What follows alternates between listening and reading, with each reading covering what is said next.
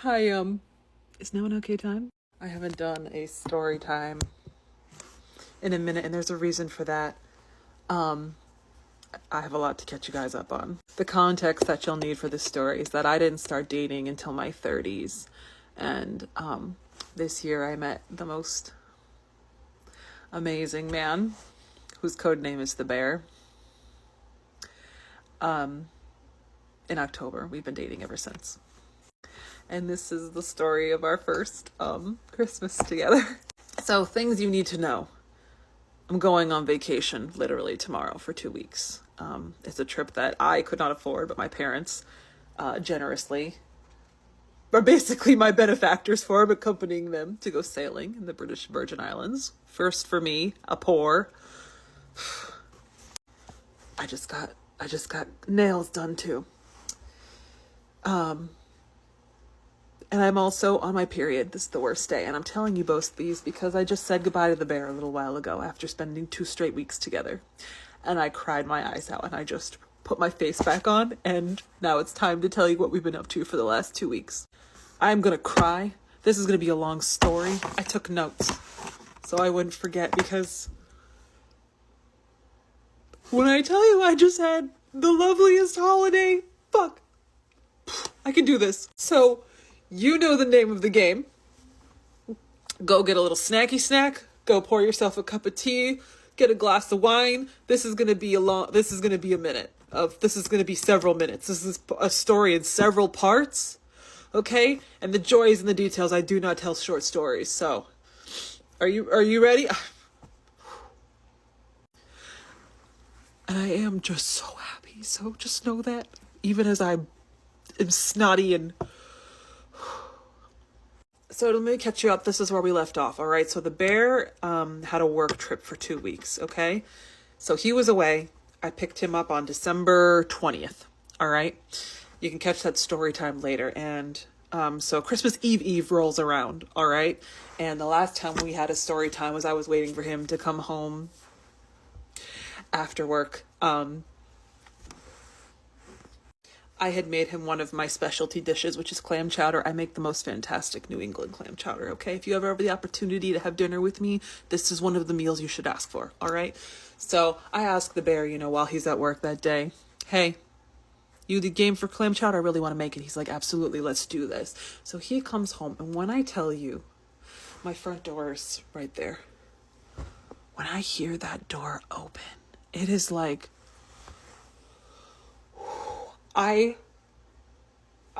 this is surely what my dog feels like when I come home. The way I run down the stairs, I work remotely, so I run down the stairs, I run up to him, I give him a big hug. He doesn't even have time to take off. He has a backpack he wears. He doesn't even have time to take off his hoodie and his backpack. And I am just wrapping my arms around him, and I am just so happy to see him, even though he was literally, we were snuggled up this morning, okay? We were literally in each other's arms that morning. And when he walks in the door, he's cute. He goes, honey, I'm home. And I'm, again, running down the stairs. I'm going to have fun telling this story with these nails. I don't usually have long nails. I feel a little bit like I got a My Fair Lady glow up with these. So we sit down to have dinner. It is hot. I had asked him to pick up a few groceries because my mother had asked me to make twice baked potatoes for Christmas Eve dinner. Why she asked me, I don't know. I haven't made them in over 10 years, but I'm game. So I asked him to pick up potatoes and some scallions, and it's going to be a good time. So he comes home with the groceries. We sit down to have dinner, which he didn't realize was going to be piping hot, and it is so good. And we are sitting there laughing and talking, and I am not much of a cook. There's a few things I make well, but just there is something about looking forward to seeing someone at the end of a long day. You have to understand this about me. I live alone. Okay. I've lived alone for about 2 years now, but I've never lived with anyone besides like my family. So especially after going through a period of really struggling with living completely alone for the first time in my life, for someone to come home after a long day to sit down and have dinner with you, this is why I tell these story times. I don't want to forget this. When I was taking these notes, I was almost feeling desperate because I was like, I don't want to forget any of this. Oh, I can do this. So he helps me clean up after dinner. We have a very easy back and forth where if one of us cooks, the other one cleans. Pretty simple. We trade off cooking. depending on the day or what we have to make. And, he helps me clear the dishes. He starts scrubbing pots and pans. I take Diggory for a walk. And when I come back, he's finishing up and we go into the living room and I just wrap my arms around him. I close my eyes and we're kind of swaying.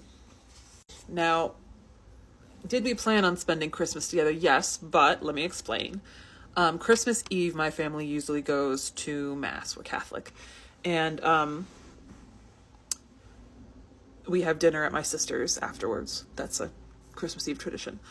And then we do Christmas Day at my parents' house the next day. The bear has one niece, though, who's still quite young. Still believes in Santa, as she should. Atta girl. So he knows the days are numbered of that belief, and he wanted to be with his family to see his niece open presents on Christmas morning. So we had planned to, after going to Mass on Christmas Eve, for me to take him home, because if you recall, I picked him up from the airport for his work trip, so we didn't have his car yet. He'd been at my house the whole weekend. So, as we're standing there in the living room swaying, I was like, do you want to go home? I could bring you back tonight if you want, to pick up your car. And then, you can come back on Christmas Eve, for Mass or whatever, or we can drive home after Christmas Eve Mass. And, the bear kind of pauses and he pulls back and he looks at me and he's like, well, I've been thinking, I don't want you to get up alone on Christmas Day. And I was like, Bear, don't worry about it. I get it. You want to be there for your niece. Literally don't worry about it. I've woken up alone for every Christmas, pretty much my whole life. It's not a big deal. And he was like, not anymore, you don't.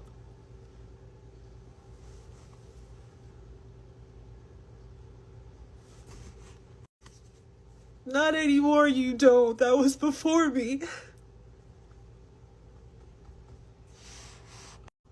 So, oh God, I'm only on page 1.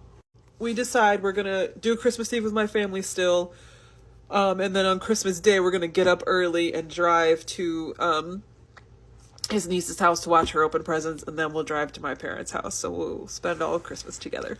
Now, I told him repeatedly, it was going to be, so he was away for 2 weeks, we were going to have 2 weeks together, and then I'm going to be away for almost 2 weeks. And I was like, listen, if you have to go home at any time to get stuff, that's fine. But also, can you just stay here as long as possible, please? Camp out here. He was like, I think that can be arranged. I might have to go home for a day or two, but I think that can be arranged. And I was so excited. So happy. So, we head off to bed after, watching, it doesn't matter what we were watching, but if you recall, over the weekend I had surprised him with a red satiny bow lingerie set. It's on Adore Me still. Highly recommend. And I was like, listen, Bear, there's a bow in the front that you untie, and there's a bow in the back that you untie. And I was like, Bear, so I specifically, if I could put in a request, I've actually never done doggy style spicy yoga. And I would like very much for you to do doggy style, for us to do doggy style while I'm wearing this specifically. And the line that I now copy from him all the time is, well, don't threaten me with a good time. So this was the plan as we headed upstairs, and we're going to just jump over to a part 2. You know the name of the game. Let's go. Part 2, First Christmas with the Bear. So we head upstairs. I slip into my little red satiny bow lingerie set. Again, plug for Adore Me, because when I tell you, I felt like a goddess in this set, okay? High-waisted, open back situation, the bow, you untie it, you're literally wrapped up like a present. I literally felt like I was wrapped up like a present for this man, and I loved it. Now, here's the thing, okay? because I know what you're going to say. This is what everyone says to me when they find out I haven't done something for the first time. Okay, I only started having smecks a year ago. It's not even been a year and a half. I'm still so new to it. So I feel like when people are like, you haven't done this yet? I'm like, you guys, like, everyone experiences something for the first time. It doesn't invalidate the relationship I had before this. But it does mean that I have a whole list of sexual activities that I am so excited to experience with the bear. And at the top of this list was I wanted to be from behind. Now, here's the thing, okay? Here's the thing. Plus size, bodacious babe, right? I've never, like, presented my behind someone like that. So I was game. I was excited. You know, we head upstairs. I'm in this lingerie. We start making out. The bear is doing all my favorite things. The kissing, I'm melting. Okay, I'm ready. He unties my satin bra. Bra's gone. Decides that I should pop up on the bed, towards the edge of the bed. And he is trailing kisses down my side, down my thighs. And I'm like, what do I do? What am I supposed to do in this? Like, how do I participate this? And he was like, so honestly, I do most of the work here. You need to put your shoulders on the mattress. I'm like, okay. I was like, but I can't really do anything. And he's like, just back up. I'll take care of the rest. Boy, did he ever. I should preface this by saying that before we even got to the edge of the bed, okay, I had told him while still in my satin set that I had always wanted to give a bountiful, joyful delight while on my knees, looking up at someone. Why I've always wanted to do this, I don't know. I don't know what that says about me. I'm not mad about it, okay? And I was like, are you game for that? And he was like, absolutely. So I get down on my knees. I'm asking him what to do. This is the thing, okay? Why I talk about these things. It's not just to sensationalize, though. If you're having a good time listening to this chaotic story, you're welcome for that. It is also to normalize the fact that it's not that you never just know what to do. Even if you have given bountiful, joyful delights to partners before, it's not like a one-size-fits-all situation. Like, people like different things. So if he's telling me to do something to change my position, to look up at him,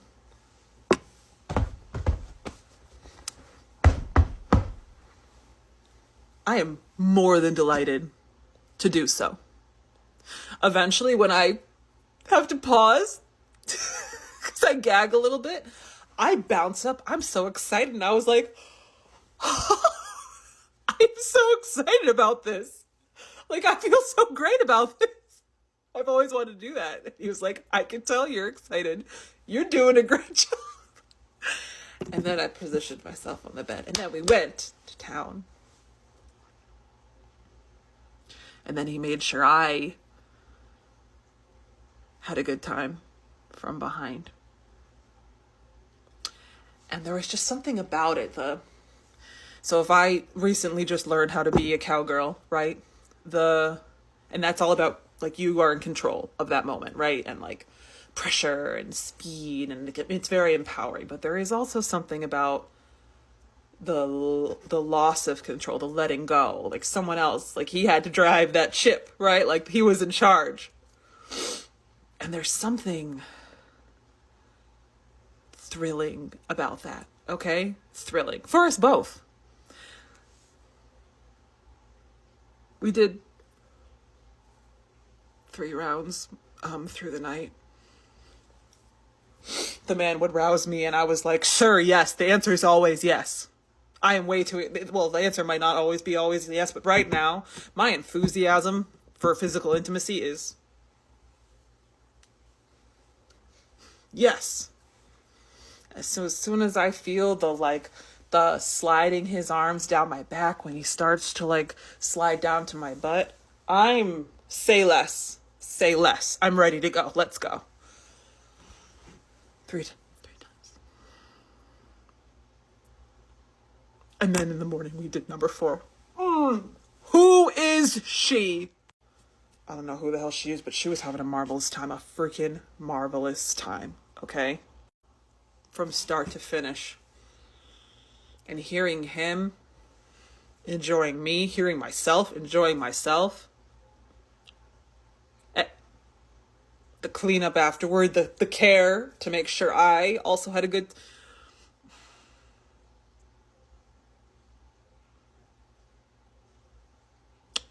That was the start of Christmas Eve. So I wake up, I get up, I go take a shower, I come down, the bear is making bacon in the kitchen. We have a huge breakfast on the couch, watching Ted Lasso, and we couch up for a while, which is just glorious. And we get silly too, like I'm sitting next to him, he's right here, and I'm kind of curled up into his shoulder, but sometimes he'll just like, I am an oldest child, he is the youngest child, and do you want to know what? I feel like that is a match made in heaven sometimes, or at least it is for me, because the bear is silly. And I can be silly and enthusiastic, but also I try not to take myself so seriously, but I grew up as the oldest of 10 kids, okay? Like, it's in my DNA. Also, I'm a Virgo, so I do take life a little seriously. So all of a sudden, he'll just come over and he'll be like, boop. Or like if it's a kissing part in a show, he'll go, don't look, this isn't appropriate for you. And I'll lean back and I'll be like, oh, you're taking too much room. You're hogging all the room. It's so silly. And I just love it. We're kissing in between. We're snuggling. I do a load of laundry while we're waiting. Eventually it's time to get ready for church. And I get dressed in this cute little suspender corduroy dress. I got it from TikTok shop. It's in my showcase. 100% worth it. It's an emerald green with like a white blouse, and then I put a big red bow in my hair. It's very cute. And the bear was a little self-conscious because I had told him, people do kind of get a little bit dressed up for Christmas Eve, but he had, just to recap, never gone home after he got back from work. So he still only really had like work clothes, which was pretty much like jeans and a t-shirt and like work boots and like maybe a hoodie, but like nothing like fancy. And I was like, dude, don't worry about it. Like, am I dressed to the nines? Do I look cute? Do you see my bow? And he was like, yeah, I see your bow. He's like, didn't I unwrap that bow last night? I was like, no, that was a different red satin bow. And then, so I told him, honestly, don't worry about it. Some people dress up for church, some people don't. It's not a big deal. That's not the point of it. It's just about feeling festive. And like, my sister is a soprano, so she was going to be singing during the service. She has an amazing voice. The church was going to be all beautiful for Christmas. I'm Catholic with a small c, but there are moments like that are just wrapped up in tradition and nostalgia and community, that those are the parts of being Catholic with a small c I do really love, and that is one of the little parts that I want to share with him, because the bear is not particularly religious, and that's okay with me. I'm not trying to make him religious. I just want him to be able to share in those holidays with me. So we're already, you know what, part 3, let's go to part 3. Part 3, first Christmas with the bear, let's go. So we're all dolled up for church, right? One of my favorite things that the bear does, you will never see him on this app, okay? We respect the bear's privacy, which is why he has a code name. However, he is very tall. Let me give you the mental image. He's around 6'5". He has a dark beard, incredible blue eyes. He is hella white, and I say this as a white, but he is hella white. He is like a Northman, okay? And he has longer hair than mine and thicker than mine that he wears in a ponytail. And he'll ask me sometimes if I can put his hair up for him. Did I know this would be something I was into? No. Would I happily put that man's hair in a ponytail for the rest of my life? Absolutely. Who is she? So I get all dolled up, and then so this is my living room, right? Chase lounge, I'll stand on this, or he'll sit on it and I'll stand so that I can get behind him with his little detangler brush. Put it in a ponytail, tighten it for him. Loved it. So then we get in the car and head to my sister's church, which is about an hour from where we are. So we put on Christmas carols in the car. When I tell you that I get in the car and I immediately, I'm like, where is your hand? Are you using this? Sometimes he'll kid around with me. He's like, yeah, I'm busy. You can't use that hand. I'm like, too bad. And I'll take it. And I just held it the whole time. We listened to Christmas carols, some new ones. Like, I feel the bear likes like hip hop and R&B, and some of those like Christmassy songs I'd never heard of. I feel like I listen to mostly the oldies because big Elvis fan. I listen to mostly Elvis adjacent music. So most of my music tastes are from the 50s, 60s, and early 70s. So we're like driving. And he goes, so can I ask you a question? Like, what is the point of this? Like, what's the point of this Christmas mass? Like, what is the gist of it? And I was like, well, I mean, that's a good question. I mean, like, you know the Christmas story, right? Like, Jesus, the whole thing. I was like, it's mostly a celebration. It's not technically the start of a new year if you go by the liturgical calendar, but it's very much like the spirit of just joyfulness and hope and looking forward to like just like the joy that like a new year and new life can bring, like all of it. Like, it's just a very happy service. And like, I have just so many fond memories. Like, as a child, even I was in Christmas pageants, and it's built in. It's not like I was ever this kid who like loved going to church, but it's just kind of built into like the holidays for me. And I was like, again, I'm not inviting you to this. And this is kind of where we stand in religion. The bear is not particularly religious. I would consider myself more spiritual than religious, but I grew up with this community, this tradition, and it has informed who I am as a person. But the bear and I agree, like we find our middle ground morally. So to me, I'm not asking him to believe exactly what I believe, like on, I don't know, dogma or theology. I don't even fully believe everything that my own church teaches. I kind of pick and choose what I want. Cafeteria Catholic. But it's more just about being a part of the tradition. Like, it's very cultural to me. That's the best way I can explain it. And that is what is important to me, not that he 100% believes everything by the letter. So we walk into church. My family's already there. They have saved us a spot. And, you know, we sit down, we're a little bit early. So my sister is in the choir loft. There's a huge organ. It's a very old, like kind of cathedral style church. So marble, stained glass. There's big Christmas trees everywhere, white lights and garland. And it's just beautiful. There's like a warm glow, and there's families with kids, and there's a huge nativity in the corner. Like, it's just so Christmassy. And my sister starts to sing, and he's like, wow, she can really sing. And I'm like, she can really sing. She has an absolutely beautiful voice. So, you know, we get into the pew.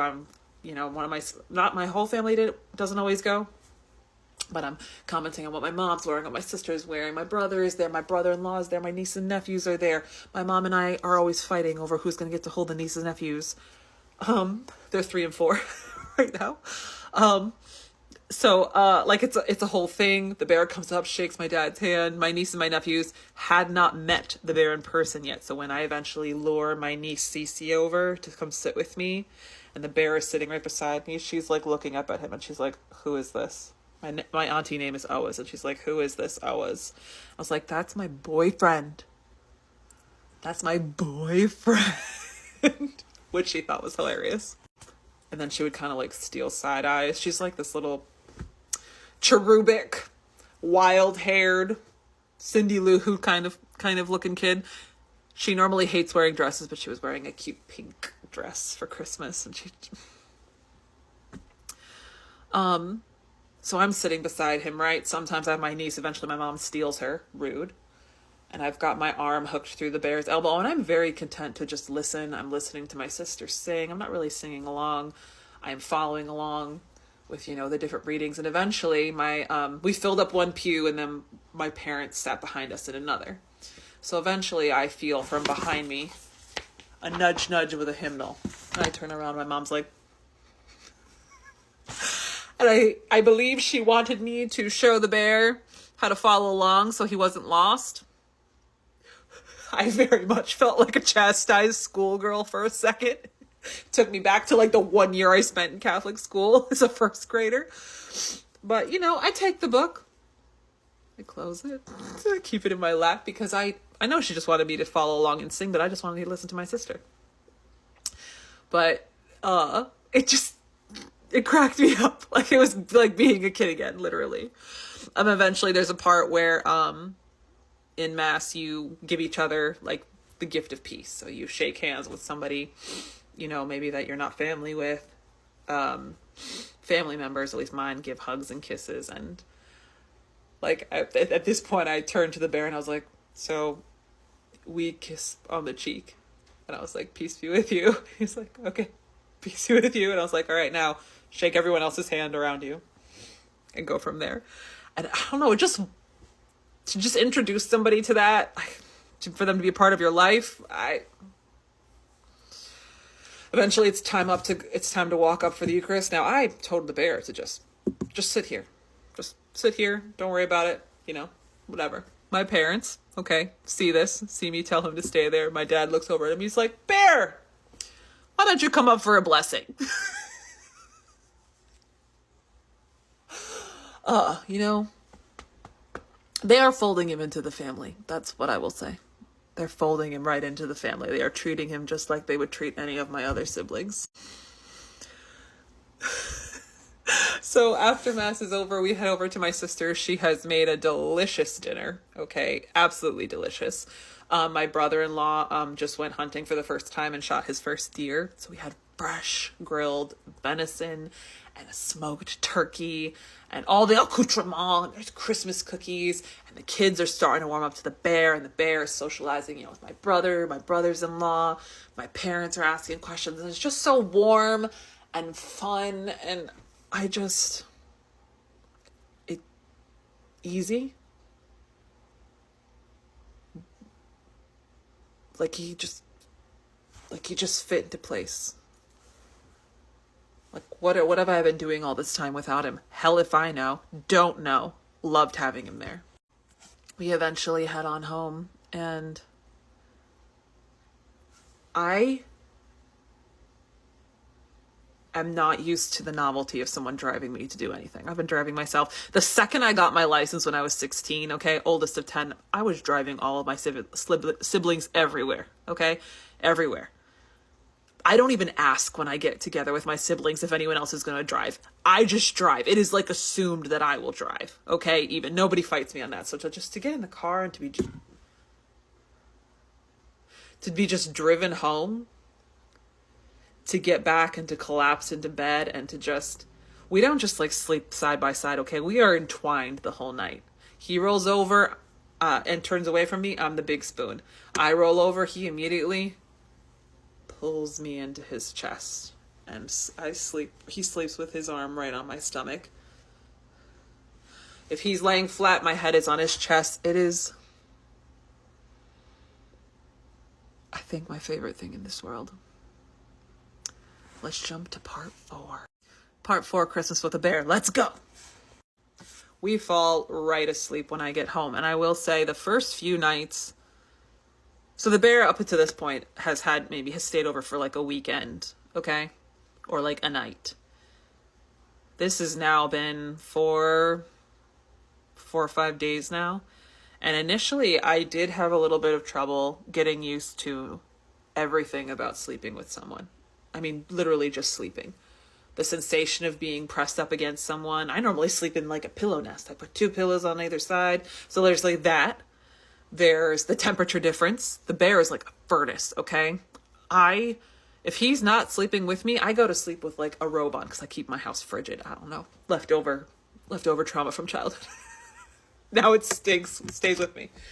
When I'm sleeping with him though, I'm in a tank top if I'm in anything and like little booty shorts. If I'm not in my birthday suit, okay?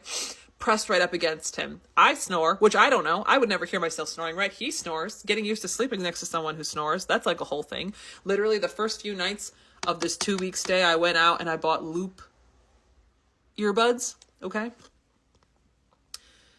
because I was a little worried I wouldn't be able to sleep that many days in a row. Because initially, even just the sensation of touch, like he would touch me just to cuddle with me, because we're both very cuddly people, and I would just immediately, it could be the middle of the night, would just come alive with the glee of that sensation, the sensation of just someone reaching for you, holding you. That I don't know that I'll ever get used to it. I don't want to get used to it. Or at least I never want to take it for granted, because I have spent many years without that.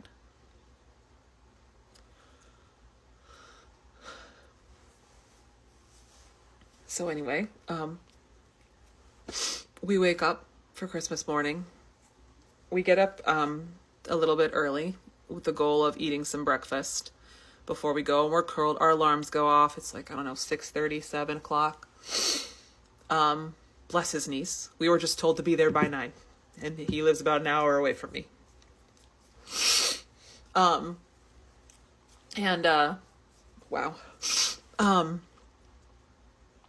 Our alarm goes off, 10 minutes. We snooze it for 10 minutes. I'm curled up with him, laying his head on his chest.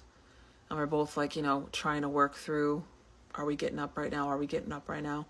And I'm like, okay, we have enough time for breakfast. So I was like, we're good. And he was like, I think we have enough time for a quickie. And I was like, I'm sorry. Yes, say less. I was sleepily on him. And as soon as he was like, I think we have time for a quickie, I was like, yes! Because you want to know what? I am thinking about Smex all the time. All the time. Your girl runs hot. And, it is a little... It doesn't always... Like, I feel bad.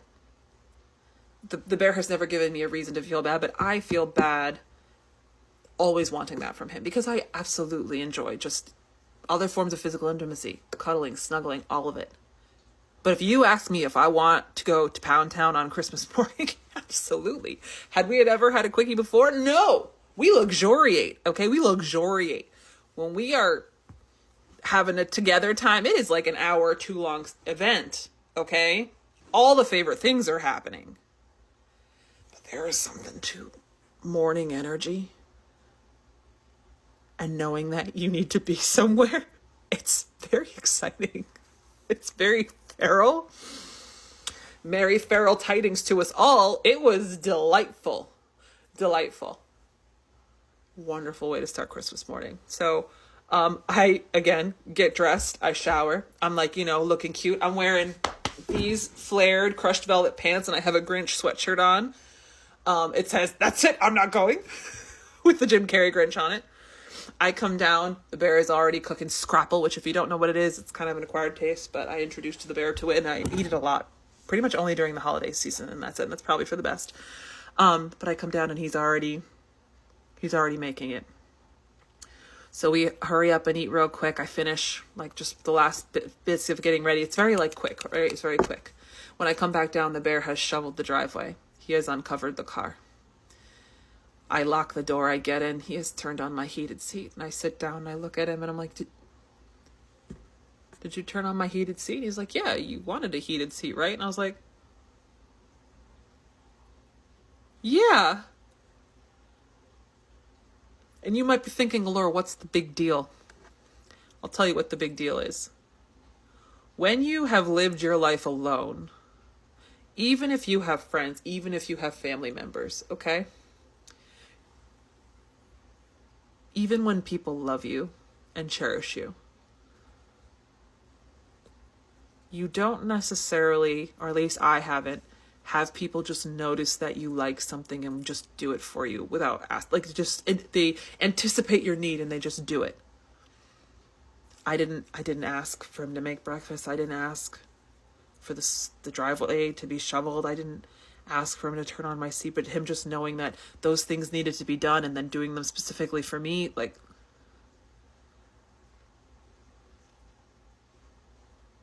we get to the gas station, he immediately starts unbuckling his seatbelt, and I'm like, what are you doing? And he was like, well, we need gas, right? and you wanted to go in and get some caffeine. I was like, yeah, but you're going to pump the gas? I was like, yeah, of course I'm going to pump the gas. Of course who? Of course what? Of course nothing. I haven't had someone to pump gas for me before. And I've been fine doing it on my own.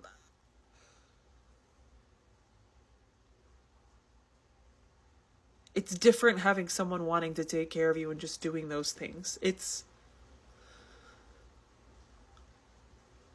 so different.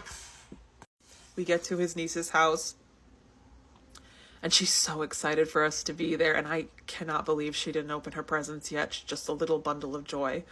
And I sit next to her on the couch, and the bear sits on the other side, and she just looks over at me and she's like, Laura, you're like the greatest Christmas bonus. Like, this day was already so good and you just made it so much better. And I was just like, child of God, obsessed with you. She's around 8 or 9. She gets all these cute outfits for Christmas. And she's like, you want me to model them for you? And I'm like, absolutely, babe. I want you to model them for me. And she comes down and she's like, you want to take some cute pictures of me? And I'm like, girl, say less. I loved it. I loved it. The bear owns his own place. This was my first time seeing it. Just because he lives out of the way and I live closer to the city. So a lot of our dates, and I also live closer to where he works. So a lot of our dates, it just logistically made sense for him to come to me. But his sister and his dad and his niece live with him. And it was my first time really like hanging out with them in like their space. And they were just so warm and welcoming. His house was adorable. It's in the countryside. He showed me his little raised garden beds and all the improvements they had done on the house, because he's very handy. He knows how to do everything. And I just, again, loved seeing another piece of his world, another piece of his life. And then we headed to my parents' for lunch. By the time we got there, my mom has a roaring pot of Italian wedding soup, which is my personal favorite, on the stove. My siblings are arriving one by one. My 2 youngest siblings, who are my youngest sister is almost 18. My youngest brother is 24. Had slept over at my parents the night before, but they refused to open a single present until we all got there. So the rest of us start arriving. Then the majority of my siblings are married. So we all start arriving in like a herd around like 12, 1 o'clock. Everyone's coming in, saying hello, Merry Christmas. Everyone looks cute. We're dishing out bowls of soup. We've got, my parents had the bear's favorite whiskey ready to go on the table. We just fit right in. My mom asks the bear, because he's so tall, to get the Christmas dishes down from the highest shelf out of the china cabinet, and then he goes around following her and helping her set the table. Oh. You know the name of the game, part 5. Part 5. Christmas with the bear, part 5. Let's go. So the bear is walking around helping my mom set the table. The Christmas china comes out. My mom sets a beautiful table, honestly. And as she's, pointing it out, it's a really big dining room table. My dad handmade benches for the sides so that as many people can fit around it as possible, because, again, big family. And then there's usually like 2 or 3 chairs on the end caps. Okay, it's like a big, wide table. I usually sit on one of the benches because I'm a single person. My mom comes in and she goes, okay, where are we going to put you and the bear? I'm like, I don't know. She's like, well, why don't you sit on the end? I was like, I've never sat on the end. She's like, why not? I was like, because I'm usually by myself. And she's like, oh, well, you 2 are the tallest. You should go sit at the end. And I'm looking at the bear because the bear makes fun of me for being not as tall as I like to think. But I am the tallest in my family. I'm almost taller than my dad. So I'm used to being the tallest person in the room sometimes, all right? The bear comes in with all of his 6'5"-ness. So I'm like, you hear what she said? The tall people should sit on the end. He's like, yeah, I heard her. Afterwards, we crowd around this enormous Christmas tree that we have in there's the dining room, and then there's a second room that has these big open doors. We call it the parlor. used to be a little bit of a schoolroom when all of us were still living at home because we were homeschooled. And there's a huge Christmas tree. My parents' ceilings are like 10, 11 feet tall. Big Christmas tree, and there's presents just spilling out in a mound. And we've put a circle of chairs around, and all the couples are sitting together. My youngest siblings are starting to pass out presents, which used to be my job. I used to fight tooth and nail for that job, but I have bequeathed it gracefully to them. And I'm telling him how, this used to be my job. And I had also told him it was very likely that my mother would get him a present. And that it would probably be, just that my parents are very welcoming, but religious. It would probably be like a Christmas story kind of book or some sort of religious text. And I was like, and the goal is not to convert you when she gives you these books. It's like her way of being welcoming, like maybe introducing you to the tradition in the same way, like my sister and my newest brother-in-law is Muslim. And they're not trying to convert him. My parents got all of us rosaries this year for Christmas. It was one of our Christmas presents. But for my brother-in-law, Mo, my dad actually got him prayer beads and a really beautiful Quran. Like, so they are very respectful of other people's beliefs. But if she were to give you like some booklet explaining a holiday, it's not, again, because she expects you to convert to Catholicism. It's so you understand why we're doing what we're doing here.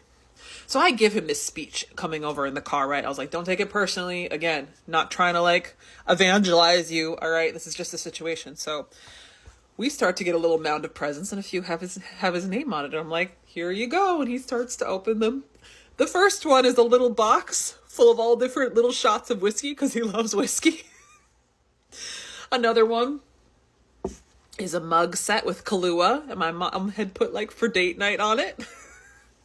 And then the last gift was lottery tickets and a gift card for us to go to a restaurant for a date night. He was like, I don't know what this says about me, but I was like, I think it means that we think you're a good time. And again, they just want you to feel welcome. So, and again, the day is just easy. Like the bear is just friendly and warm. I loved seeing him talking with my different siblings or like playing with my niece and my nephew. I saw him, sneak outside to take garbages out, which is a hike. Okay. Like I live on a farm and there's a dumpster and it's way past the barns. And I saw him take out garbages like 3 times.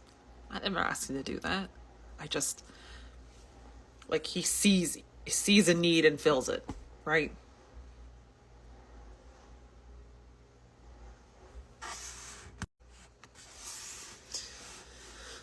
We stayed till probably 8 or 9 o'clock, and by the time we got home, we were both pretty tired, and we cuddled up and watched a movie. And you might be thinking, Alora, why did you not open presents with the bear? Did you not exchange gifts?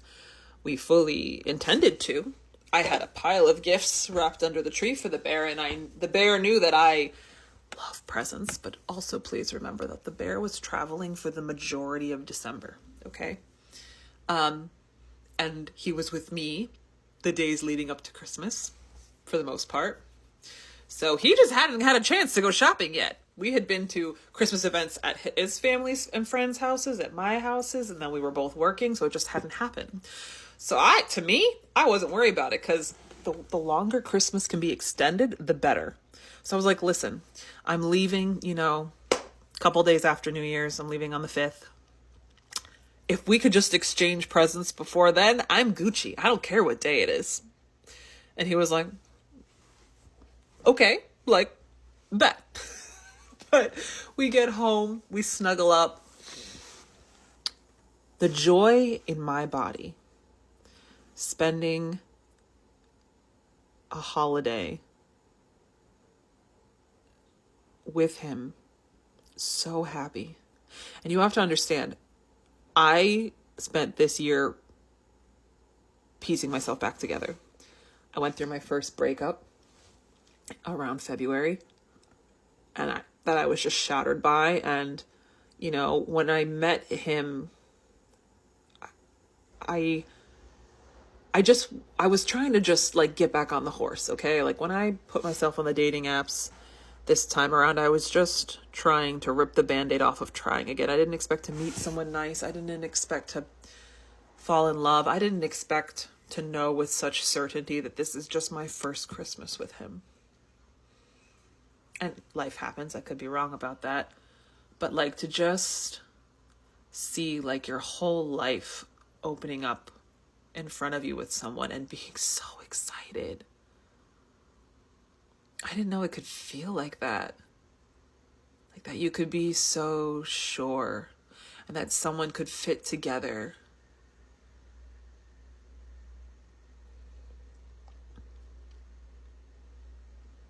I kissed him goodnight. He was almost asleep. I was like, Merry Christmas. Merry Christmas, my bear. He was like, Merry Christmas, my Alora.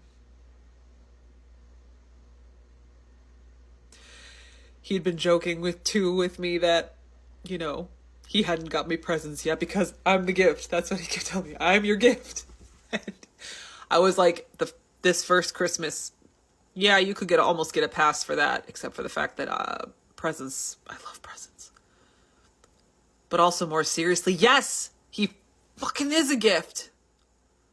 I expected to go into this Christmas season like I had been for so many others, okay? And you might be saying, well, Laura, weren't you with someone last Christmas? Yes. But we had a massive, massive fight around Thanksgiving where we did break up. We got back together, but we broke up. And so most of Christmas, I was happy, but the question of do we actually fit together had entered my mind. Do I belong with this person? I was consumed by it. It was like when I started to realize it wasn't working. That's not what it was like this Christmas with the bear. I was so excited for him to be a part of everything, seeing how he fit in.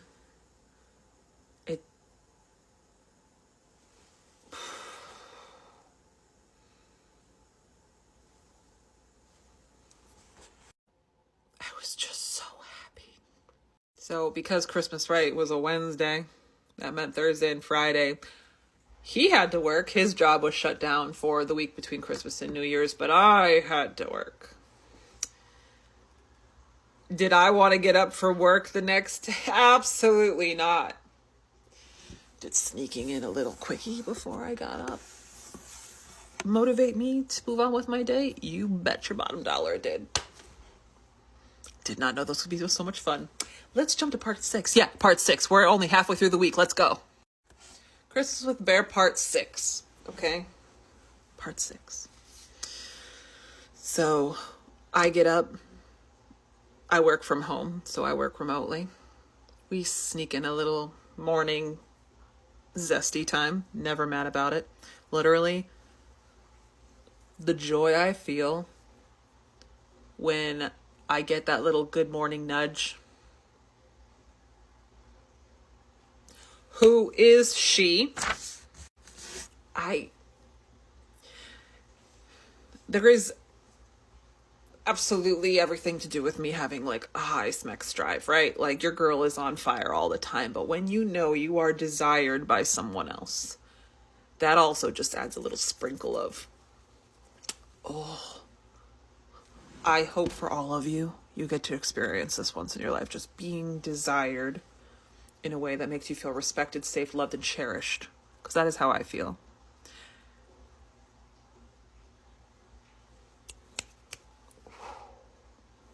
Just saying. So, I was really happy for him that he got to have a few couch rotting days that Thursday and Friday. Because the man works so hard. He works so hard to take care of the people in his life. He deserved to relax, to have some relaxation time. And I was really self-conscious at first about the fact that he was staying for so long. At this point, he'd been at my house for a week, and did I want him to stay till I left for vacation? Absolutely. But I was also like, okay, well, like you do have to get back to your life eventually, right? Like I can't just claim you. He was like, honestly, it's really nice taking things slow. Like I love being here. So, a few of my sisters had wanted to go see, we're big Lord of the Rings fans. Big Lord of the Rings fans, okay? A few of my sisters had wanted to see the new War of the Rohirrim movie, and we were going to a new theater, in a newer theater in Rochester. They like bring you the food. It's Apple Theaters in Pittsford if you are from Rochester. But you like scan a QR code at your seat and they bring you your food. It's like a full menu. Very expensive, but also very fun. So we were planning to go see War of the Rohirrim, and I was like, hey, it's just my sisters, but do you want to come? He was like, heck yeah, I'll come. We had a movie theater gift certificate, so it's like date night upon date night, right? So Thursday, we go to War of the Rohirrim. A few of my sisters, and then me, and then the bear. And we eat our popcorn, right? He's got his beer. I've got truffle fries. It was a whole situation. Delicious. Okay. And also that movie was fantastic. Absolutely loved it. More Lord of the Rings movies like that, please. Thank you. And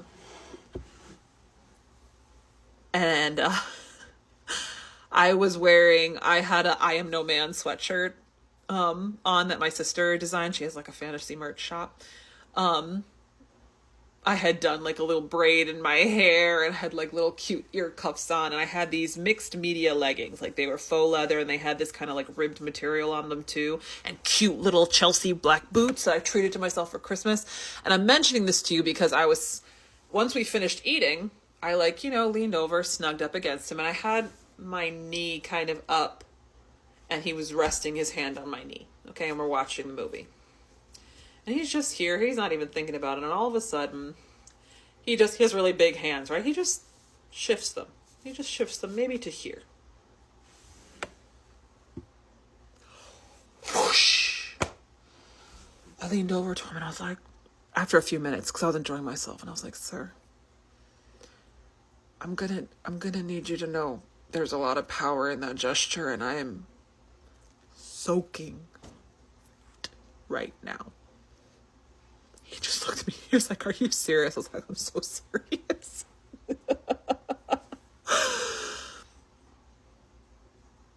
He didn't move his hand, though. And I didn't ask him to. And I am diverting because I'm still leaning over sometimes to like make little snide remarks to my sisters about the movie. Then leaning back to cuddle him and hold his hand and kiss. The next night, we used the gift certificate from my parents to go out to dinner, which was so much fun. We tried a bunch of different foods. The food was good. It's like different. Like we'd been spending a lot of time together, right? Like snuggling in each other's spaces, going to parties. But this was like one-on-one time. So like you're making conversation, and like you're really being intentional about the time you're spending together. And I love just having regular life or doing regular life with the bear, but it's still fun to like go on dates. Like I want to make sure we still go on. I want to just do everything with him. Let's be real. Everything in life I want to do with him. So this is now Friday after Christmas. Saturday. Friday night we come home, we watch Lord of the Rings. Saturday morning we sleep in. And he had decided at this point that he was just going to stay the weekend. Absolutely. Why not? Why leave at this point? And we had been invited to my youngest sister's graduation party. She just finished high school this fall. And they were having a party at my house tonight, or at my parents' house that night. We were going to do siblings Secret Santa, which I put him in when we pulled names on Thanksgiving, which is how we've done our siblings Secret Santas for 15 years now or more. And he was game for it. Okay, I helped him pick out his present and everything, all that jazz. And we were also going to do White Elephant, Yankee Swap. Do you guys know that game? It's like everyone brings a bag. You don't label what's in it. Okay, we spend under $25. And when it's your turn to pick a present, you can either pick a present from like the table of presents, or you can steal one from someone else. So it can get very competitive, very fun. I usually try for a white elephant, and you can either get like a gag gift or you can actually get a nice gift, and that's also fun because like if you get a gag gift, people want to get rid of it, right? And you're hoping someone steals it. If you get a good gift, you're hoping no one steals it. It's just all around a good time. So we were going to be exchanging those presents at the graduation party just because not all of my siblings were around on Christmas Day, you know, in-laws, all that jazz. So we headed off. We spent a lazy morning on the couch, which was wonderful. Okay, absolutely wonderful. I love the big breakfast, lazy morning watching TV combo is like unprecedented. That is an unprecedented power move. Obsessed with it. Okay. Eventually we head out to my parents, and I stopped to pick up money on a card on the way. The bear insisted on putting money in my sister's graduation card. And I was like, you don't have to do that. You've known my family for 5 minutes. He was like, no, this is important. Like, she graduated. She did something. That's important. Like, I want to be supportive of that. And like, in my mind, the bear is like so already ingrained into my life and my family. But sometimes I like check myself and be like, you know, it's still so new. It's not like he should feel like he has to be this folded into my family, but I love that he does. So we get this card from my sister. We're heading over, and I was like, okay, so I just want to give you a little preface on the white elephant situation, okay? And I'm explaining, because he didn't know the game, so I'm explaining to him the rules, and I'm also explaining to him my favorite gag gift, or my whole family's favorite gag gift that has ever been given, okay? A few years ago, one of my sisters, for her gift, brought like an 80s old school oil painting of Jesus. And it became the most infamous gift because nobody wanted it. But also, if you got it, you felt guilty about it. And it's just a very tongue-in-cheek, like, especially when you come from a religious family, being able to laugh at that. Unprecedented. So, the time for white elephant comes around. Okay, we're all having a ball. My mom chooses the gift. What does my mom choose? My sister randomly found another sister. No, actually, the same sister. I take it back. Randomly found another oil painting of Jesus. Okay? Another oil painting of Jesus. And she did include like a Chick-fil-A card to soften the blow. But we were dying. Because, you know, when it's your turn to like, you're hoping your present gets stolen. My mom was waving this oil painting around and she was like, anyone want Chick-fil-A and Jesus? Chick-fil-A and Jesus. From my Catholic mother. It was the funniest freaking thing. Oh, and I loved that the bear knew the backstory for it without even being planned. Oh my God. All right, part 7. Lord, part 7. First Christmas with a bear, part 7. And at this point, you might have a lot of questions, like, Laura, why are you sunburned to a crisp? Laura, why are you in a crazy sketch-ass room? We'll get to those. But the long and the short of this is I'm on vacation right now. We'll talk about it later. I was posting part 7 today, and it just deleted from TikTok. Don't know why, don't know where. It's just gone. So I'm going to try and recap it for you. And then we'll dive back into part 8, okay? So here's the situation. Okay. We end family dinner with my family. We go home that night. The next morning is Sunday. So, you know, we sleep in. So I'm all snugged up with the bear. I've backed into his chest. His arms are around me. I do my little butt wiggle because you know I want nothing good. Or everything good, depending on how you look at it. And instead of responding to that butt wiggle, okay, out of nowhere, the man launches out of bed. I mean, skyrockets out of bed, okay? Like, he is up and moving to the door, and I'm like, whoa, whoa, whoa. What's happening? And he was like, that's it. It's been too long. I'm going to get you Christmas presents today. Now, if you will recall, I picked him up from the airport. He had been with me either working or going to different family events, like, throughout the whole time. And I had just asked, you know, like, at some point, if we could exchange presents. But just before I left for vacation. It didn't matter when to me. I didn't care if it wasn't on Christmas Day itself, because in this way, Christmas lasts forever. Which I communicated to him throughout the week, but now this is whatever day it is, the 29th. And he's like, no, enough is enough. Christmas is already pinned past. This is ridiculous. I'm so sorry it took so long. I'm doing this right now. I'm like, well, can you at least give me a kiss good morning first? He comes over to the bed, looks at me, kisses my knee, and then he turns around. And I'm like, you get over here and you give me a good morning kiss. So he does. And then he scurries off to go Christmas shopping for me. So in the meantime, I get ready. I wait for him to text me till that he's coming back before I start getting breakfast together so that we can have like a nice big breakfast. And he literally comes through the door, okay, holding Christmas presents. And he's so excited. And they're beautifully wrapped, okay? And they're in bags with like fancy tissue paper. The bags are sparkly and they're not even fully open. And he was like, I didn't want to fully open them because I know you like to reuse the bags. So these ones haven't even been creased. I had a little pile of presents for him already wrapped and ready to go. I like to reuse grocery wrapping, like paper bags as wrapping paper, and then I do twine around them so they look very old-timey and cute. And I always write like the point of the gift, like a hint about what it is on top of it. Like for example, I got him these mechanic gloves as one of his gifts. Like they strap onto your hands and they have little flashlights on them. Because he likes to fix his own cars. And on the top, and we've discussed before how like holding the flashlight is an important job and like the only job I'm qualified for as far as fixing cars are concerned. But I wrote on the top, you know, in case I can't be there to hold your flashlight, which I realize now also sounds a little sexual. It's fine. I'm not mad about it. Are you mad about it? Not mad about it. Who is she?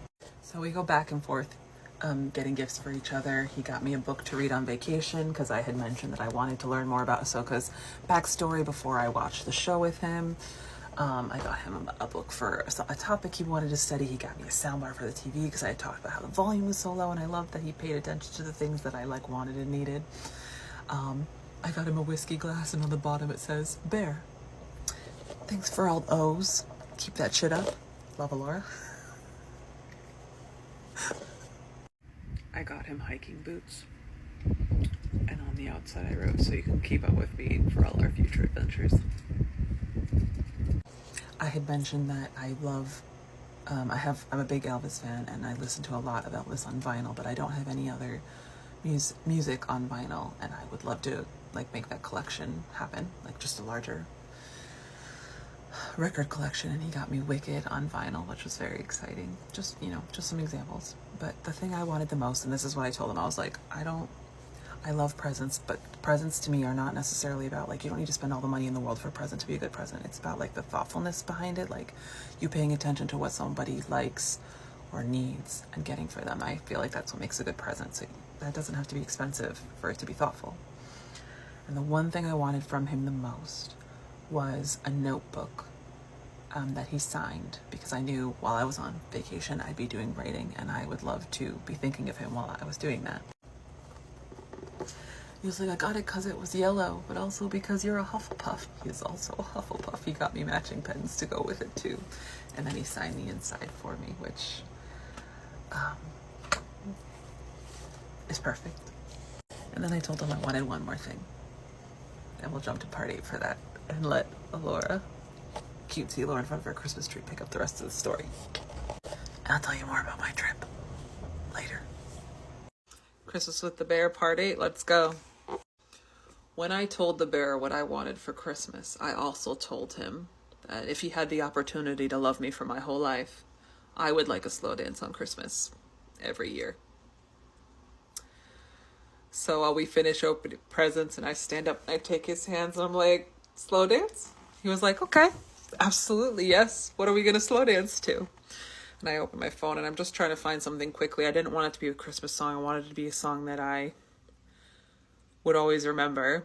And I have all oldies songs. So I stumbled upon Some Enchanted Evening, which, if you haven't heard it, it goes, some enchanted evening when you find your true love, when you hear her calling, oh, from across a crowded room. It's actually really beautiful. You should listen to the whole thing and not just me singing it. But we're slow dancing and my head is on his chest.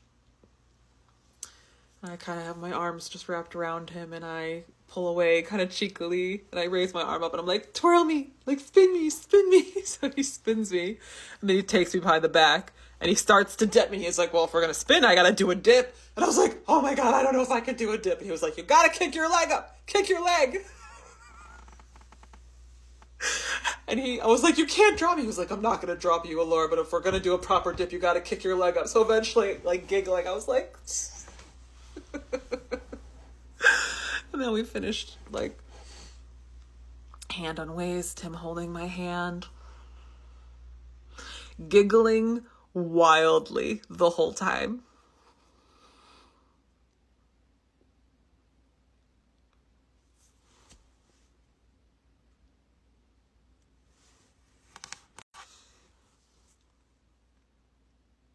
It was beautiful.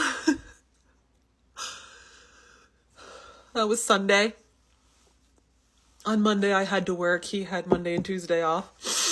And literally when I woke up, I came down to work. He slept in. And then we switched positions because my office is in my bedroom. And as soon as I go upstairs and turn on my computer, I freaking hear him start to put on Die Hard. And I was like, you're going to put on the best Christmas movie of all time? That's my favorite. It's my favorite Christmas movie of all time. And it was like, what? It's a classic for a reason. While I was just starting to work, my mom gave me a call and she was like, hey, I know we're leaving for vacation soon, but we've seen everyone else's, all my other sisters and my brother's like Christmas decorations, but we hadn't seen yours. Like, can we come over for dinner tonight? And I was like, I mean, sure, why not? Let's do it. And she's like, well, don't stress about what to make. We can just get something easy. I was like, I'm not going to stress about it. The bear is here and he's amazing at grilling steak. We're going to have steak. So I come downstairs and I'm like, are you okay with this arrangement? And he was like, well, I was going to go home today to work on my car and then come back tomorrow, but because the next day was New Year's Eve.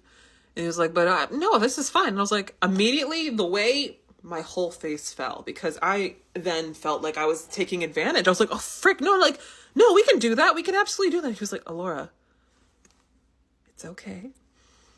I want to be here with you. Like, I would much rather be here with you than working on my car. My car can wait. And he was like, and I can absolutely cook dinner with your parents, or cook dinner for your parents. That was going to be a one-on-one dinner. We had not had a one-on-one dinner with my parents yet. And it was so last minute and he was so game. Okay.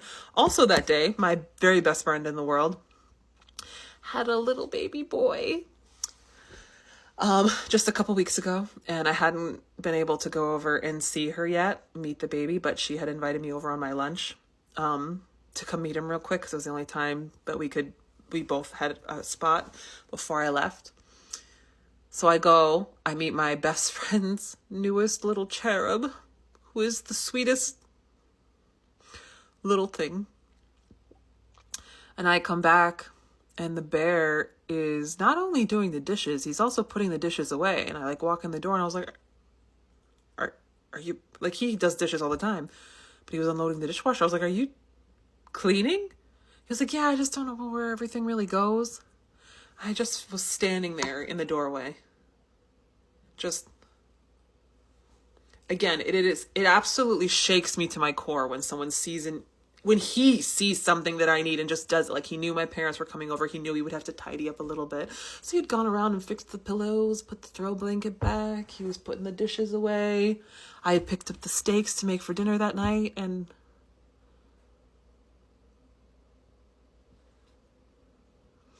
there is this very natural give and take, okay, that we have found ourselves in. It's like he sees something that I need. He doesn't wait. Sometimes I ask. It's like he doesn't even wait for me to ask. It just happens. And vice versa. I'll see his clothes need to be washed. I just go do them. It's just, I had never spent that much time one-on-one with anyone before in my life. And I didn't want it to end. And I stood in the kitchen watching him, and I was like, there is a part of my brain that still feels like you're a guest here, and I worry, like, are you bored? Like, do you have enough to do? Are there things that you like in my house? And he was like, well, he's like, I don't know if you realize this, but I live here now. He was mostly kidding, but I was also like, yeah, I mean, I guess I should have realized that the moment I gave you the key to the house. And he was like, I mean, yeah, but we're figuring it out. I was like, yeah, we're figuring it out. Because not only does my brain not want to relax about, like, it's hard to turn off this part of me that's like, yeah, you're just here. You're just in this space. I don't need to necessarily take care of you or worry about entertaining you. But also, could you just never leave, Kay? Thanks, bye. Who is she? Dinner with my parents is lovely, and they come in. The bear comes right over, shakes my dad's hand, gives my mom a big, shakes my dad's hand, gives my mom a big hug. And conversation is lively. It's zippy. My dad's asking the bear about his career aspirations. Mom's talking about, the trip we're taking, and it's just like easy conversation, and so totally sprung on him, like so totally like just last minute, hey, my parents are coming over, you cool with that? I asked the bear once, like, do you get intimidated? Do you have social anxiety? And he's like, not really. And I was like, what's that like? What is that like? Dear God. The next night is New Year's Eve, right? New Year's Eve. Now, I had to work during the day, though I did get out early, which was fantastic. And the plan was to go to my parents. Normally we do karaoke with my siblings at my parents' house. And I didn't know who would be there, but I did know that karaoke with the Campbells is a good time. Okay. If you didn't know this about us, karaoke with the Campbells is a fantastic time. And I absolutely wanted him to be a part of that. So, that wasn't going to be, we weren't going to head to I finished work around 4. We weren't going to head to my parents till like 7:38. So as soon as I come downstairs, okay, I curl right up to him. I look him in the eyes and I'm like, hey, do you want to fuck around? Can we please? But first, can we make out? Can we make out? So we're sitting on this corner couch. And what do I mean by make out? I mean that you are luxuriating in kissing. You're not rushing to the end goal. It's okay that if there's an end goal in sight, there was an end goal in sight, okay? But you're luxuriating in the kisses, in the sensation of each other's mouths, your breath, your sounds, your neck kisses, the fingers twirling in your hair. At one point, he was more on top of me and kind of like my hips were a little bit pinned underneath of him. He was kind of laying across me, kissing me. And how I was writhing as he kissed.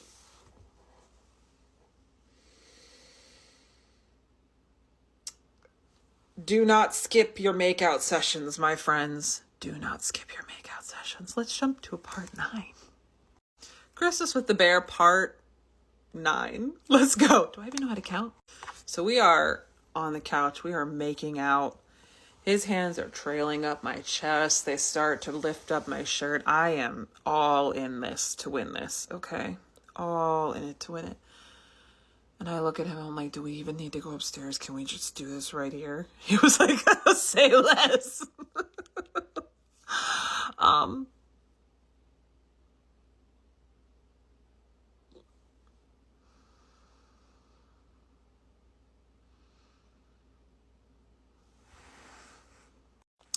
I had picked out a new lingerie set, red.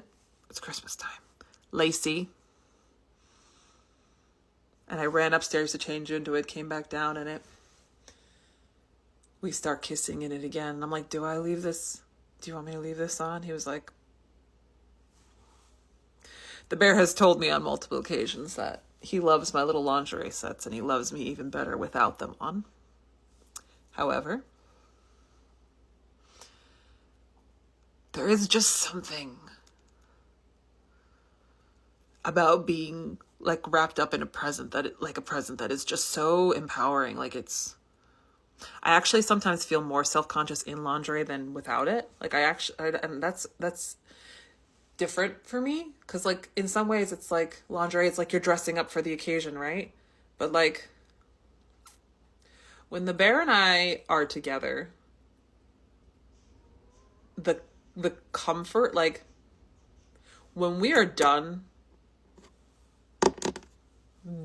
you know, when we're done, we don't get dressed. We curl up and we go to sleep if we don't have to be anywhere. And we are in our birthday suits the whole rest of the night. And I'm not worried about him seeing my softness or anything. Like I feel so beautiful and comfortable and safe around him. Like it is the most wild experience. I absolutely love sleeping naked with him next to him. I love it all. Now, in this particular instance, we had to get dressed up and head to my parents for a marathon. Did you hear how many times in this story I've said we've gone to my parents? I had communicated to him that I do not expect for us every holiday season, because there will obviously be other holiday seasons for us to spend it with my family. Like, I absolutely want to have a back and forth of doing our own traditions, spending time with his friends and family with mine. Literally, my only request for this particular holiday season was that we spend as much time with my family in the house as possible, because it is the last holiday season in the house. So when we get to my parents, it's my parents, my grandmother, my youngest sister Hope, and her boyfriend are there, but nobody else is there. And as the night goes on, we have a good time. Like, we get drinks, we start playing poker, and my favorite card game, James Bond. My mom reminds us how to play spit. And it's very fun and like chill and loose, but I also just felt so sad. And at one point I brought Diggory with us so that he could go for a run around the farm, and we went outside and the stars were so bright, and I grabbed the bear's hand because I know the walk around the farm blindfolded, okay, but it was pitch black. The snow has melted, so you can't really see your way around unless you know where you're going. So I'm just holding on to him, showing him where to go. At one point we pause and we look up at the stars, and you have a perfect view of like the Little Dipper and the Big Dipper. And I was like, I know I shouldn't, like, this is silly that I'm sad.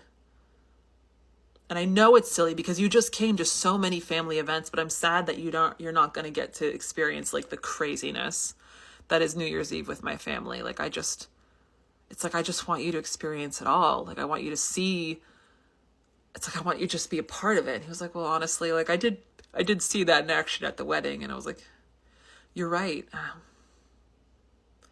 And I just couldn't, between that, like, it's like not exactly a missed opportunity, but I just know like the holidays won't look the same again. And I'm getting used to that. Once like our childhood home is gone, like we'll be fine. But I was also sad like it didn't. And it was silly for me to even be sad that my siblings weren't there. We literally just spent so many days together, like barely days apart. But I was just sad a little bit. And he was like, honestly, I've spent a lot of New Year's Eves just getting messed up and being hungover the next day. It's nice to have a quieter one with you. I was like, okay. When we head back inside, we kept playing rounds of like card games, and we're switching, like the winners are playing the losers, or winners are playing the winners, the losers are playing the losers. We're just switching around and around. We count down, I'll pour champagne and we count down till midnight. We had these little New Year's Eve hats on our heads that my mom got. He was absolutely game for wearing them. And when it gets time for the infamous New Year's Eve kiss, right? I literally turned to him and I was like, Happy New Year. Happy New Year. And he leans down, he gives me a kiss. And it was a quick kiss. And I immediately felt so silly. I was like, no, another one. And he clearly just didn't want to make out in front of my parents. I don't blame him. But what I just couldn't get over is just how no kiss ever feels like enough. Never enough kisses. After midnight, we left pretty quickly. Like, we were tired. And we get in the car and he pulled on his music. And I wish I could remember what song he played, but it was a love song. Like, it was a fast-paced love song. Before I could even reach for his hand, he started singing the song, looks at me, reaches his hand out, and just the glee I felt as he reached for me and sang me song after song. Like, sat there looking at him, just the biggest smile on my face.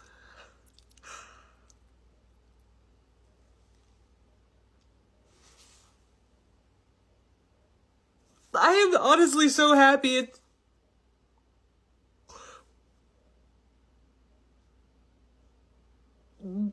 Just when you go for so long, never thinking you'll have this, and then it's just here and you don't even believe it.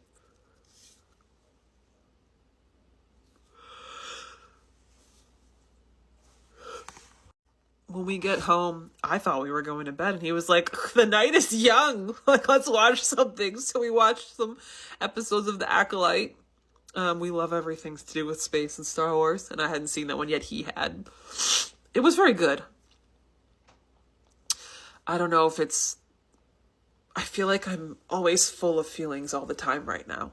Mostly good ones, but sometimes it just overwhelms me. And I started tremoring pretty badly between that and maybe the drinking. I'm so sensitive to everything. And I hadn't even had that much to drink once we got back, but it was enough. And when I tremor, okay, it's like an anxiety response, or I don't even know what response, but like my hands will lock up. My shoulders shake, my spine arches. It's not cute, okay?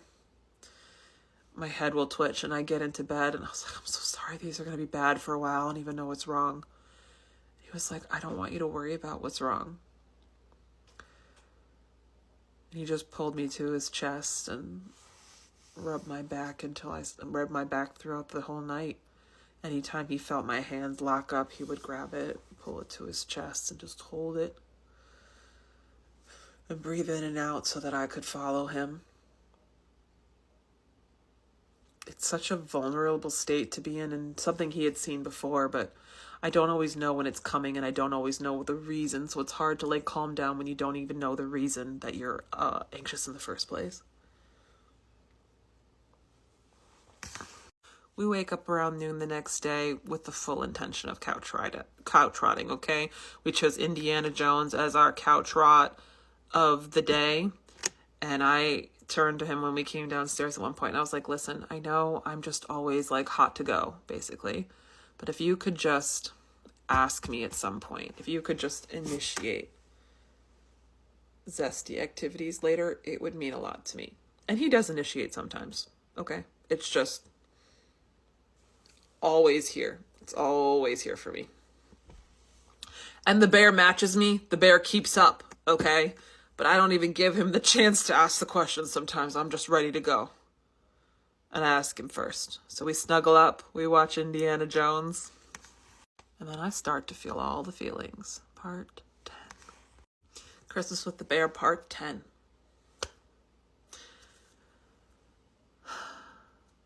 So we're all curled up on the couch. And one of the things the bear loves is when I run my fingers through his beard or through his hair. So I'm curled up with him and I'm doing these beard scratches, and he's like, ugh, it's gonna be a long 2 weeks without you to give me these beard scratches. I'm feeling a little impish. And I look up at him and I'm like, is there anything else you're gonna miss? Be specific. And again, who is she? And he's quiet for a second.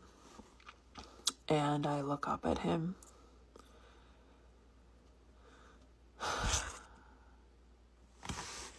He said, I'm going to miss spending time with you.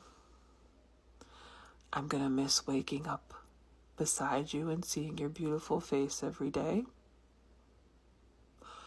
I'm going to miss being inside of you. I've really loved spending the holidays with you. And I just looked up at him and I was like, you're going to make me cry.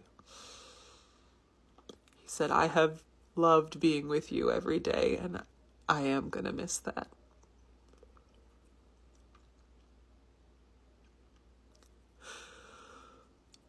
And I said, I am happier right now than I have any right to be, but I'm going to miss you so much while I'm gone.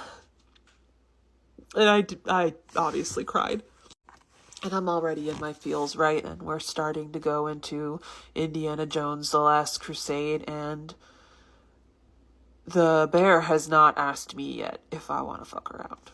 Now, if you recall, I wanted him to initiate, and the man, was committed to finishing his trilogy, but by the end of it, I felt like a little anxiety monster was raging a hole through me, because all of a sudden I'm worried about, well, maybe he doesn't even want to. Am I forcing this upon him? Like, I want him to want me and to want to do this with me. I don't, like, literally it just turns to storm, and I start to like tremor a little bit. And it's bedtime. We start to head upstairs anyway. Both of us have to work the next day. And we get upstairs, and my head is twitching so badly, and I curl up into him, and I can't even look at him at first. And then it's like I want him to understand. Like, he can tell I'm upset about something. But also I don't want to seem crazy, but I say, sometimes I feel like there's just this storm inside of me. Like, and one little thought can just spiral into a million fragmented fears and anxieties. Like, right now, I'm wondering if I'm forcing you to do something you don't want to do. I'm wondering if you aren't into me right now because maybe I didn't dress cute tonight. Like, I'm just in a big t-shirt and underwear. Like, that's not sexy. Am I not sexy enough? Like, ugh. And I'm supposed to be getting my period every day, and I'm only telling you this because I want you to understand how my worries can spiral. And it's not because you did anything wrong, but like, I want you to understand me. And I was laying on his chest, or I turned to face him at this point, and he pulled me to him, and I couldn't help it, but I just started to cry. And I felt even worse because I felt like I was ruining this. And he starts rubbing my back, and he was like, Alora, like, we all have a storm inside of us at some point. It's just eventually, sometimes you learn how to quiet it a little bit. You learn how to shut it out. And I was like, listen, I know this is mostly because I'm hormonal right now. And because my insecurities are just swallowing me whole. But I'm communicating them to you because I want you to understand. You don't have to fix it, but I want you to understand. And I eventually looked up at him. He was looking at me so sweetly, kind of like haloed by like the lamp behind him. Eyes so blue. And I was like, did I just ruin this? And he was like, ruin what? And I was like, this isn't sexy. Like, this isn't sexy right now. And he was like, Alora, I want you to feel all your feelings. And you don't need to look a certain way or act a certain way in order to be sexy. And like, I hope you know that, or you learn to know that. I was like, I do know that. I get scared. And I looked at him and I was like, can you just say it though? And he was like, say what? And I just waited for a second. And he kissed me and he was like, Alora, do you want to fuck around? And it made me laugh. It kind of like popped the anxiety bubble. And I hate when I get into an anxiety spiral because I know that what I'm thinking is not logical. I know that it's not real. I know that it is my fears getting the best of me, but it still doesn't stop it from happening. But I also it's like I don't want to give it power, but I also don't want to have to hide it. He doesn't ask me to hide it. And he goes, you didn't ruin anything, but I feel like we're both wearing too much clothing. And I was sat up. We were both laying down and I sat up and I was like, oh no, my arms are broken. How am I going to take this shirt off? And it just started to get silly. And we're wrestling out of clothes and get to his and he's like, oh no, my arms are broken. How am I going to get my pants off? And when I go for a ride this time, I do this all the time, but sometimes like I will meet his gaze briefly while it is happening. And it is the most impactful moments of connection. Like when you are in that moment, like so connected with someone and then you meet their gaze. And sometimes it's like almost unbearable, like how like vulnerable that feels in this moment. But like this time I didn't look away.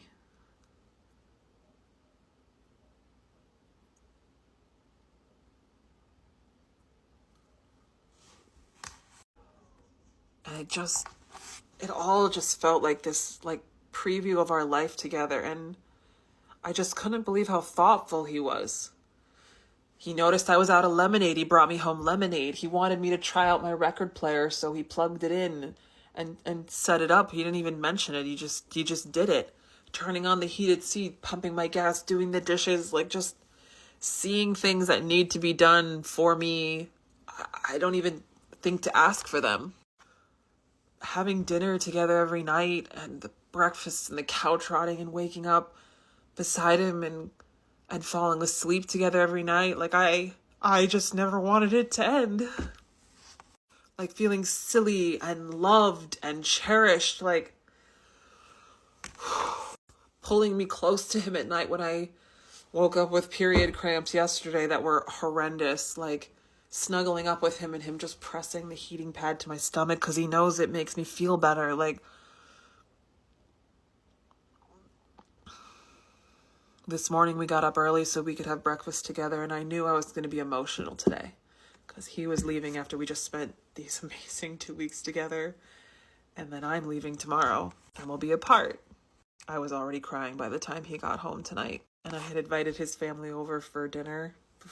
I wanted them to see the Christmas decorations, the house. But before they got there, we were snuggling on the couch and I was crying and he was holding me and I was just like, Bear, you have ruined me. Like I used to be this strong, independent woman, and now I'm about to go on another big adventure, but I don't want to go on any more adventures without you. I've been adventuring on my own my whole life, and for the first time, this adventure that is you, I am the most excited for. More than anything else. And will I have a wonderful time? Of course I will. But it has just made me so soft and gooey, and he kind of chuckled a little bit and held me, and I was like, let me be clear, I am delighted to be ruined by you.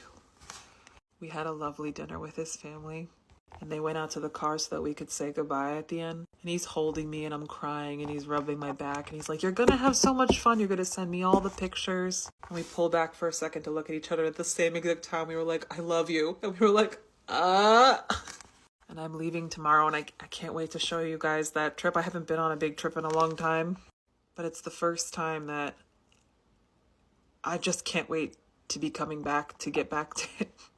Like, that's the adventure I'm more excited for. Oh, I want this to be my last great adventure without him for a really long time.